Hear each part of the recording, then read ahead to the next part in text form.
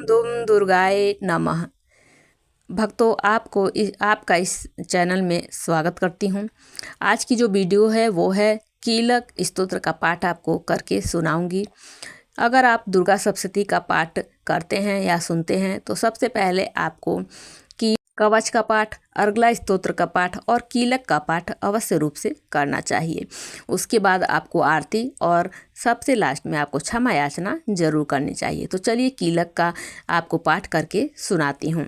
ओम चंडिका देवी को नमस्कार है। मार्कंडेय जी कहते हैं, विशुद्ध ज्ञान ही जिनका शरीर है, तीनों वेद ही जिनके तीन दिव्य नेत्र हैं, जो कल्याण प्राप्ति के हेतु हैं तथा अपने मस्तक पर अर्धचंद्र का मुकुट धारण करते हैं, उन भगवान शिव को नमस्कार है। मंत्रों का जो अभी कीलक है अर्थात मंत्रों की सिद्धि में विघ्न उपस्थित करने वाले साप रूपी कीलक का जो निवारण करने वाला है, वह सप्तशती स्तोत्र को संपूर्ण रूप से जानना चाहिए और जानकर उसकी उपासना करनी चाहिए। यद्यपि सप्तशती के अतिरिक्त अन्य मंत्रों के जप में भी जो निरंतर लगा रहता है वह भी कल्याण का भागी होता है। उसके भी उच्चाटन आदि कर्म सिद्ध होते हैं तथा उसे भी समस्त दुर्लभ वस्तुओं की प्राप्ति हो जाती है। तथापि जो अन्य मंत्रों का जप न करके केवल इस सप्तशती नामक स्तोत्र से ही देवी की स्तुति करते हैं, उन्हें स्तुति मात्र से ही सच्चिदानंद स्वरूपिणी देवी सिद्ध हो जाती हैं। उन्हें अपने कार्य की सिद्धि के लिए मंत्र, औषधि तथा अन्य किसी साधन के उपयोग की आवश्यकता नहीं रहती। बिना जप के ही उनके उच्चाटन आदि समस्त आविचारिक कर्म सिद्ध हो जाते हैं। इतना ही नहीं, उनकी संपूर्ण अभिष्ट वस्तुएं भी सिद्ध होती हैं। लोगों के मन में यह शंका थी कि जब केवल सप्तशती की उपासना से अथवा सप्तशती छोड़कर अन्य मंत्रों की उपासना से भी समान रूप से सब कार्य सिद्ध होते हैं, तब इनमें श्रेष्ठ कौन सा साधन है। लोगों की इस शंका को सामने रखकर भगवान शिव ने अपने पास आए हुए जिज्ञासुओं को समझाया कि यह सप्तशती नामक संपूर्ण स्तोत्र ही सर्वश्रेष्ठ एवं कल्याणमय है। तदंतर भगवती चंडिका के सप्तशती नामक स्तोत्र को महादेव जी ने गुप्त कर दिया।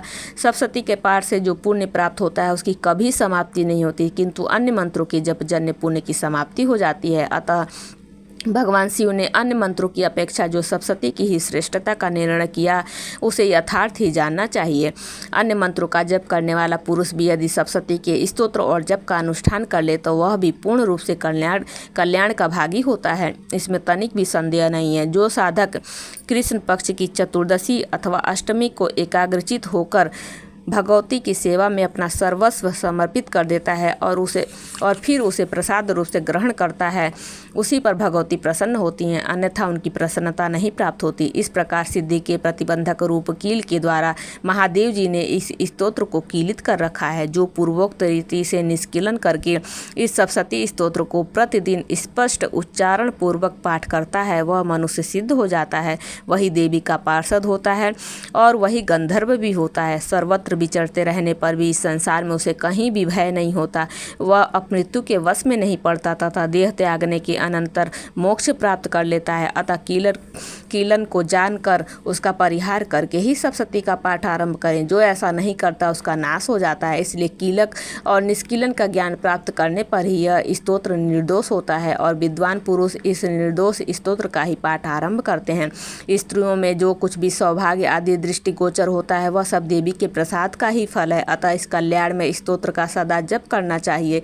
इस स्तोत्र का मंद स्वर से पाठ करने पर स्वल्प फल की प्राप्ति होती है और उच्च स्वर से पाठ करने पर पूर्ण फल की सिद्धि होती है। अतः उच्च स्वर से ही इसका पाठ आरंभ करना चाहिए। जिनके प्रसाद से ऐश्वर्य, सौभाग्य, आरोग्य, संपत्ति, शत्रुनाश तथा परम मोक्ष की भी सिद्धि होती है, उस कल्याण में जगदम्बा की स्तुति मनुष्य क्यों नहीं करते।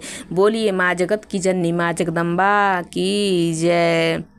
ओम दुम दुर्गाए नमः। सर्वमंगल मांगल्ये शिवे सर्वार्थ साधिके शरण्ये त्र्यंबके गौरी नारायणी नमोस्तुते। एक बार से दोबारा माँ का जयकारा लगाएंगे। बोलिए माँ जगत की जननी माँ जगदम्बा की जय, माँ आदिशक्ति की जय।